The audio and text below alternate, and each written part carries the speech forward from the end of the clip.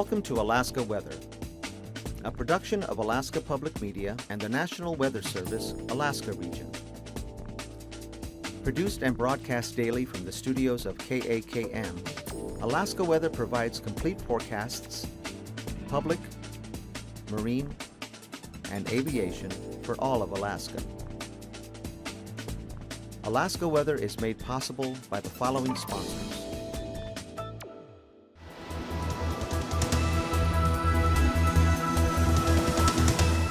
The National Weather Service. Good evening, everyone, and thanks again for joining us for this Saturday's edition of Alaska Weather. I'm Dave Percy. On the advisory map, we've got some winter weather warnings out. Here are the red areas from the Koyukuk Valley here due to freezing rain, areas of freezing rain. Bettles reporting that all day long, along with some dense fog conditions creating low IFR through the Koyukuk Valley, and actually areas up here into the, well, actually all the way to the north slope there. Could see some freezing rain at times tonight. Actually, the warm front is lifted northward here late this afternoon off the eastern Arctic coast with rain being reported at Deadhorse. So there probably were areas of freezing rain back through here. And then the cold front coming eastward will change out over to snow by 9 p.m. this evening. That's when these warnings will end, and could pick up ½ inch to an inch to maybe 2 inches in the upslope areas of snow later tonight, and then that's about it. Dense fog advisory going on here for the Susitna Valley, Madanuska Valley, and the Anchorage area. And currently at 4 o'clock, dense fog reported at Talkeetna, Homer, and Anchorage. And in the case of Talkeetna, visibility was 0 on the report there. And in the case of Homer, they had a quarter-mile visibility, and for Anchorage, a half-mile reported. So pretty extensive areas of low IFR here, and those advisories out probably through Sunday, and may end up including portions of the Kenai Peninsula. On yesterday's satellite imagery, you could see a lot of moisture here to the west, kind of an anticyclonic flow curvature to the clouds here that was lifting northward. That's the upper high pressure area building northward, and then a good system down here to the south coming into the Alaska Peninsula. Low center still off the map there, and that feeding some rain and wind on up in across the Alaska Peninsula, and then the milder conditions and a lot of cirrus with some areas of snow, freezing rain back down to the southwest here. Pretty nice, except for the low clouds and fog that don't really show up in this imagery here, but dry conditions along the North Gulf Coast, down in across the Panhandle. And today we'll see that systems broke up a little bit there. Still a pretty good flow southeast to northwest across the Alaska Peninsula, creating some higher level turbulence reported today. Gusty winds in the 25 to 35, some cases even as high as 40 miles an hour here across the Alaska Peninsula, with rain back into the eastern Aleutians, and gusty winds earlier today gusting over 60 miles an hour at Cape Newenham along the southwest coast there. But you can see strong high pressure over the interior, especially aloft, is just about right over south central Alaska. 32 degrees occurred at 8,500 feet over Anchorage this afternoon, so strong inversions creating the extensive area of low clouds and fog. No gradient, no winds, and so it's not really going to go anywhere. Some of this moisture is slipping on down into the Panhandle, but no precipitation. In fact, just areas of flurries back up over the Northwest Territories and the Yukon. And some clouds here over the eastern interior areas, but this warm front now is pushed northward off the Arctic coast there. Had some pretty gusty winds as high as 35 miles an hour along the eastern Arctic coast there. Kaktovik and Barter Island having the strongest reports, but then back to the west you can see the front pushing in from the west there. They're more south to southwest, or actually west to southwest, 10 to 20 with snow on over the Barrow. And again, some rain here showing up this afternoon over the eastern Arctic coast, and that lower stuff not really showing up here in the northern valleys there just south of the Brooks Range. But band of moisture, snow, becoming rain and snow here over the Norton Sound area, and then just areas of rain and drizzle down along the southwest coast. On the chart, here's that high at the surface as well as aloft right over south central Alaska. This was the analysis for 9 a.m. You can see the warm front right across the north slope there. Still had those gusty east winds, snow occurring over the east side there, and that has since lifted northward. This front's coming eastward and is about to move in over those areas, so it'll bring the snow back, drop the temperatures back into the 20s there, but continue to linger here along the southwest coast. Some high stuff coming into the panhandle, but really no snow at all. Some lower stuff off the coast. High pressure back out over the western Bering Sea, and this front right up along the Alaska Peninsula, weakening there, but still bringing rain to this area with those gusty winds. For tonight, it looks like this high will hold over south central Alaska tonight and through tomorrow, so the dense fog areas will continue, mostly in the valleys and the lower elevation areas. Anything higher up will be up out of the fog and should be pretty clear tonight.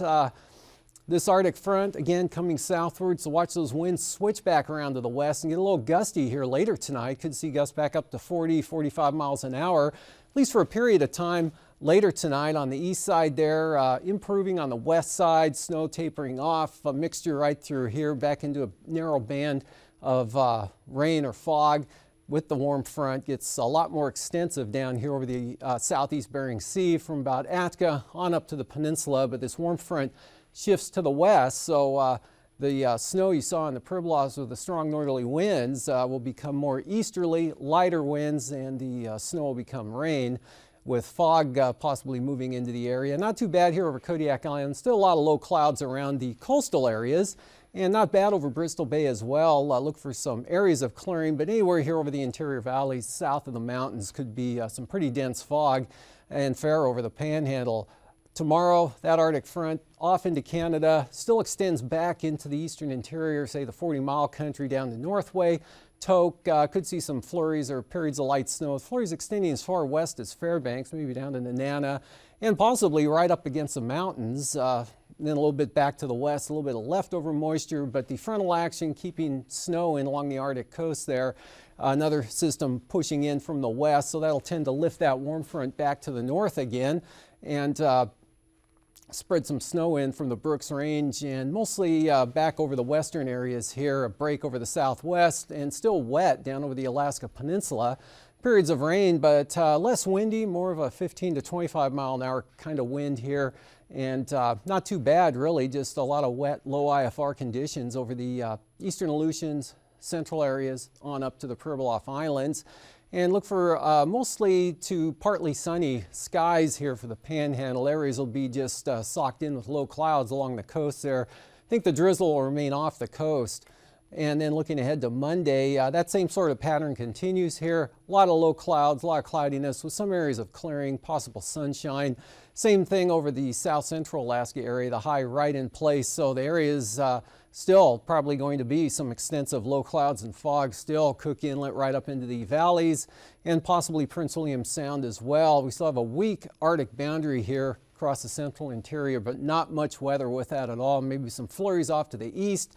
Possible areas of light snow and fog, Norton Sound across the Seward Peninsula. Still looking at a mixed condition at times here along the southwest coast, but this precipitation pretty light, heavier down here, possibly moderate to heavy at times along the south side of the Aleutian Range and the Alaska Peninsula. This next system coming up, kicking the winds back up, possibly gusting as high as 40 miles an hour into the afternoon there for Sandpoint, False Pass on into Unalaska, Dutch Harbor, and a weak front trying to push eastward, but again, most of this moisture taking off to the north. Temperatures this afternoon ranged from 4 degrees at Northway to 48 degrees over at Sparravon. Little elevation there lifted them up out of the cool air down that's lower at the lower elevations in the fog into the warmer air aloft. Mostly lower 30s here through Cook Inlet on up into the Sitna Valley. Homer at 39, 32 at Seward. 34 at Whittier, 10 degrees cooler at Cordova, and then mostly in the 20s here over the southeast coast with the state capital coming in with 22 degrees at 4 p.m. Same thing in Gulkana, 25 up at Denali Park, 21 McGrath and Minchumina, about the same in Fairbanks, 17 at Tanana, but Indian Mountain, again, higher elevation location there, 40 degrees, 31 in the freezing rain, fog, Bettles, 28 at Tuvik. And then again, the milder conditions now reaching the coast behind that warm front, 34 degrees over at at Dead Horse. That should be 30 23 degrees there at Kaktovik, 29 at Barrow, light snow. Again, the cold front right through here, pushing eastward. 30s, lower 30s over the northwest part of the state, as well as the Seward Peninsula into the northern Bering. 35 to 40 here over the Yukon Delta and mid-valley areas. 41 Cape Newenham, otherwise lower to mid-30s there, kind of a contrast from 32 at King Salmon to 40 at Pilot Point. Upper 30s this afternoon for the Pribilofs and 41 at Atka. Lows tonight, teens and 20s again, temperatures coming down behind that front there along the Arctic coast, but not dropping all that low. Otherwise, 20s in the interior here, quite a range from 9 over the Copper River Basin at Gulkana to near freezing out toward the southwest coast. And then temperatures falling generally below freezing here over south central Alaska, and teens and 20s for the Panhandle, milder for the Aleutians. And for the highs tomorrow, teens and 20s up to the north, 20s and 30s through much of the central interior, all the way down to the coast, and lower 40s Kodiak, mid to upper 40s for the peninsula and the Aleutians, and 30s to near 40 for the Panhandle. Looking at the flying weather, pretty good VFR. There will be some areas of IFR again in the lower valley areas here across anywhere over southern Alaska, but IFR up along the Arctic coast with the snow. An area of VFR though over the Yukon Valley, and then IFR up against the coastline. Kodiak Island back out over the Aleutians. Look for some possible IFR from Sitkinak back down towards Sand Point, and then an area of marginal VFR showing up here along and off the southeast coast. Anatuvik occasionally marginal. Adigan, same forecast. Lake Clark and Merrill VFR. Rainy VFR, and windy. Could see some marginal stuff in the northern entrance, probably becoming VFR. That same forecast good for Isabel. Mentasta, just call it VFR. Tenita, same forecast. Portage, could see some lower stuff at times, optimistically becoming VFR. And still good for Chilkoot and White. Freezing levels at the surface here right along the North Gulf Coast, back down toward the King Salmon area, then back up towards St. Lawrence Island with 2,000 feet well inland here. So that upper level high beginning to recede a little bit, but still quite an area of freezing levels aloft. So this would be the potential for any mixed precipitation. It's just that the conditions really won't be right for any precipitation at all, except right along the Arctic boundary. And icing threats still with that moisture coming up from the southeast here along the Alaska Peninsula, maybe up just off the southwest coast. Threat of some icing up there over the western Arctic coast as well. And we'll see tomorrow this high slip southward now into the Gulf of Alaska, and this jet coming over the top there, coming south as well behind one front as this low pulls eastward. It looks like this will continue to recede and kind of slowly fade over the next several days. So I'll begin to let some of this action come down from the north, as well as this will try to push up to the northeast. So whatever cold air comes down into the interior probably won't make it much past the central interior and will become more under the influence of the moisture off to the southwest. But that may take until mid to late in the week to happen. So this will really be just slowly fading away. At 9,000 feet, 35 knot winds for the Alaska Peninsula into the eastern Aleutians, light here into the ridge axis over the interior, and then westerlies 30 to 40 knots there over the eastern Brooks Range and Arctic coast. 3,000 feet, same pattern, just a little lighter on the wind, so turbulence-wise, moderate chop, the peninsula out to the eastern Aleutians, and then with those increasing westerly winds up there on the Arctic coast and North Slope. After the break, I'll be back with a look at the marine forecasts.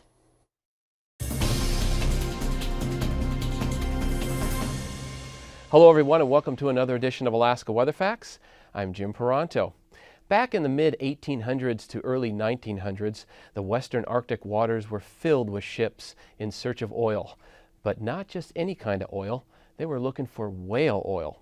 This was a risky venture for ships back then, with dangerous storms and moving ice to battle with, but the potential for making a profit outweighed those risks, and for a period of about 65 years, the western Arctic was an economic resource for young United States. And now there is a movement underway that will chronicle this period of time. And in studio today I have Brad Barr, who is the Senior Policy Advisor for the NOAA Office of National Marine Sanctuaries, and he will tell us about a project called The Lost Fleets of the Western Arctic, and what the National Marine Sanctuary System is doing to understand and appreciate this historically significant chapter in America's maritime history. Welcome, Brad, to the studio. Thank you, Jim. Glad to be here. Well, the obvious question is, what is the Lost Fleets of the Western Arctic project? Well, you know, this is an interesting project for us. We're looking at this project as a way of understanding the maritime history of the United States, and I'll talk a little bit about that later, about why we're interested in that. But this whole project is about collecting and telling stories about the important maritime heritage activities, or the maritime heritage activities that exist in our history and why they're important, trying to remember what those messages are that we get. Some of the stories tell us about not only what happened then, but perhaps what happens now. They're the kind of things that help us to understand the people involved and what those people contributed to that maritime history. And it's about, and in many ways, it's about writing the final chapter of this story about whaling heritage in the Western Arctic, because it's a story that has a very rich content, but it also has never been, no one has ever gone back and looked at any of these wrecks, really been able to complete the story, and that's part of what we're trying to do, is to write the final chapter. So why is NOAA's Office of National Marine Sanctuaries involved in this project? Well, you know, the National Marine Sanctuary Program is a program that protects, manages, and conserves areas of the marine environment of special national significance. We have these are sites that are community-based management. We work with local communities a lot to try to establish what the appropriate management structure is. And we have about 13 national marine sanctuaries. They have 13 national marine sanctuaries around the country, everywhere from New England to American Samoa. The latest one is the Papahanaumokuakea Marine National Monument in Hawaii, in the northwestern Hawaiian Islands. It's the second largest marine protected area, or fully protected marine area in the world. It's at about 100,000 square nautical miles. So it's a big area, and it's important for that regard. We have part of our jurisdiction is for protecting ecosystems, protecting natural areas, but also we're interested in protecting maritime heritage resources. The maritime heritage of the United States is an important part of our history, and we need to make sure that we understand and preserve those resources as well. And we have a big team of maritime historians and archaeologists that are working with us, that are helped to guide that part of our program. And in fact, they're working with the state of Alaska. You may have heard just recently about the work that the state of Alaska is doing to document the wreck of the vessel Torrent, which was a military personnel carrier, carried equipment and personnel. That we worked on a vessel called the Kadyak a couple of years ago with the state. It was a Russian trading vessel, and we just past that also worked on a vessel called the Hassler in the Lynn Canal. So we've been doing a lot of work with the state, and this is an opportunity for us to continue that work and expand it into these areas. You know, we have a number of sites within the National Marine Sanctuary System where whaling heritage is important. Clearly New England, and places like New Bedford and Nantucket. We have a site off of Boston called Stellwagen Bank Sanctuary. We have sites in Hawaii where whaling was also a big issue, was a big concern for the industry at a time, as was the West Coast, where we have a number of sites. So we're linking these sites together in terms of maritime heritage, and in order to tell the full story of the maritime heritage in the United States, you cannot ignore, you have to include the history, the maritime history, and the whaling history, whaling heritage of the Western Arctic. And that's where the Western Arctic comes in. And that's where the Western Arctic comes in, that's right. So this period of time that we're talking about, can you give us some of the key events of the period? The big event is the 1871 disaster. There were some 32 vessels that were caught in the ice. 31 were lost. This was all in the span of a week or so in September of 1871. There were 1,219 people, men, women, and children, because there were women and children on board these whaling vessels that were stranded. And through this very arduous process of dragging whaleboats across the ice, they were able to get all 1,219 people to safety to the 7 vessels that were left in the fleet that were in the free water near the strait, and they took them to Honolulu, and they all survived. 6 years later. I'm sorry, 5 years later, in 1876, there was a similar sort of event where 20 ships were frozen in, 12 were lost, exactly the same area between Wainwright and the Seahorse Islands. And that's where the weather piece comes into this, where it's a dangerous area for storms and for ice movement, and that sounds like it played a key role into those. Absolutely. events. You know, what's really interesting about the weather thing is that is that you have anywhere in maritime history, weather is always an issue. When you have ships on the sea, you have gales, you have strong winds, you have rogue waves, you've got all those things. But in the Arctic, you've got one additional thing, and that's ice. And ice is the thing that really is a struggle, and certainly the weather is a major driver in all of this. I mean, it's the idea of being able to be frozen, your vessel to be frozen in where you cannot get out, is really easy to do. And you have to remember that this was towards the end. 1871, for example, was after 2/3 of the population of bowheads had been taken by commercial whalers. You know, the population in the first 20 years, just a little less than 20 years, 2/3 of the population had been taken already. Whales were getting really hard to catch. They were getting really hard to find. And so whalers were taking more and more risks, staying later into the season, working earlier in the season, working in weather conditions that they wouldn't have worked in otherwise, because they needed to find those whales, and they were getting harder and harder to find. So the weather played an extremely important role in this. We got about a minute, and I just wanted to touch quickly on the field surveys that you have planned. Sure. We're hoping to have access to a vessel, which has been the big struggle for us. We want to do some seabed mapping up there to see if we can find some of the wrecks. Doing also from the air, doing something called LIDAR, which is light detection and ranging. It's done with lasers to also collect bottom topography. We also wanted to do some magnetometer data, magnetometer surveys, which give you the sense of what big pieces of metal, like the tripods from the whales, where the whale blubber was boiled down.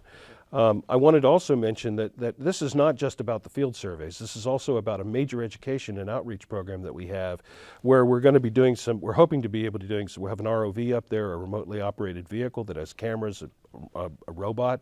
One of the things that we're going to do is we're going to try to beam by satellite live pictures from the ROV surveys and do some work to try to get those pictures out to the general public so everybody can see what we see in real time. And those are really exciting to do.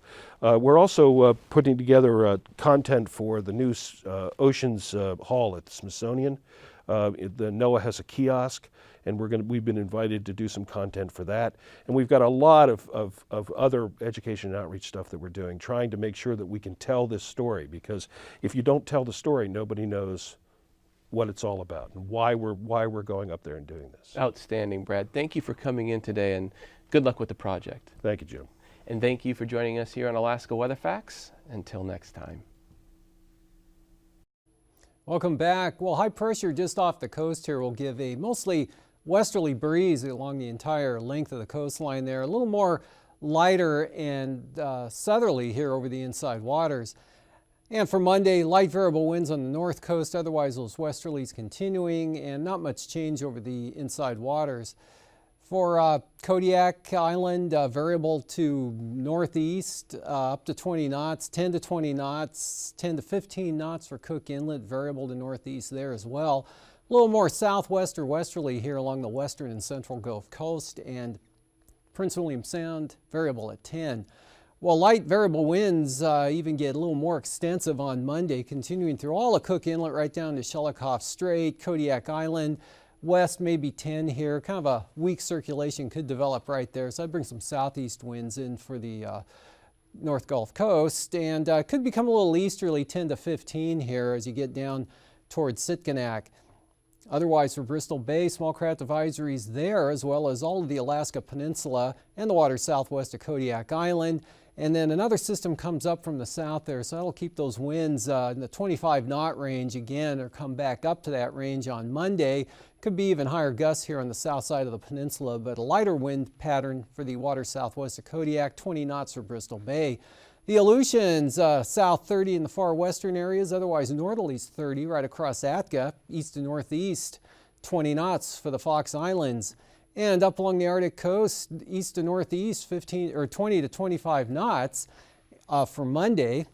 And for the back to Sunday, I guess, for tomorrow here, small craft advisories for the Kuskokwim Bay area, the Pribilofs east at 20, basically east winds here. And then for Monday, we'll see these northeast winds come into the northern Bering Sea, first across St. Lawrence Island, about 25 knots. Of course, higher gusts through the Bering Strait, and about east 20 knots here over the southwest coast, over St. Matthew Island, and about the same for the Pribilofs. Then for Monday, which I just talked about, lighter winds for the Pribilofs, but still easterly here across the northern Bering Sea, and there's those northeast winds across St. Lawrence Island. And for tomorrow here for the the eastern Arctic coast, gale warnings again as that low pulls eastward, kicking up tonight and then beginning to diminish back a little bit, but still pretty breezy out here. Then these winds will swing around to the north on Monday. That's a map I think is missing here, is the Monday map. So you'll see northerlies here for the Chukchi Sea areas, northeast for the west side at about 20 knots, and then easterlies again for the eastern Arctic coast up to 25 knots or 20 to 25 knots along that eastern stretch. Now for tonight again, there's that low. It's going to bring the winds up, spread the colder air and snow and blowing snow, but end the freezing rain threats up here as this Arctic front presses southward. Low clouds and fog, dense fog advisories, probably through Monday here over southern Alaska. It stays wet and windy out here over the eastern Aleutians, Alaska Peninsula, as you can see through Monday. And then looks like some colder air will finally get into the northeast interior, but nothing too seriously cold considering moving into the middle of December, but high pressure holds over southern Alaska. That's a look at the weather. Thanks for joining us. These forecasts are to be used for planning purposes only. Call 1-800-WX-BRIEF for a formal pre-flight briefing. Always file a flight plan before you go flying. The U.S. Coast Guard Auxiliary urges you to leave a float plan with a friend or the harbor master before you go boating. Alaska Weather is made possible by the following sponsors.